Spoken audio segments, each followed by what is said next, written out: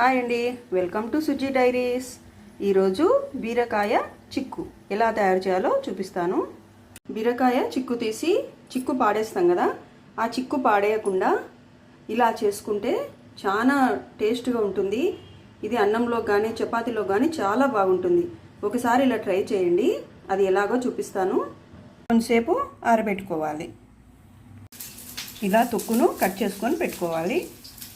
తర్వాత బాణెలో నూనె వేసుకొని ఉల్లిగడ్డలు వేసుకోవాలి. ఇలా ఉల్లిగడ్డలు వేసుకోవాలి.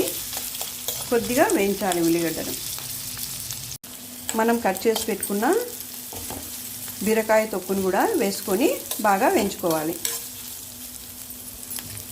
ఇలా బాగా వేగిన తర్వాత మిరపకాయలు కూడా వేసుకొని ఒక 5 నిమిషాలు బాగా మగ్గేటట్లు వేయించుకోవాలి. ఇలా బాగా ఎర్రగా అయ్యేంతవరకు వేయించుకోవాలి. కొద్దిగా పసుపు కూడా వేసుకోవాలి. ఇలా పసుపు వేసుకొని కలుపుకోవాలి. మొదటనే పసుపు వేసినామనుకో మాడిపోతుంది పసుపు.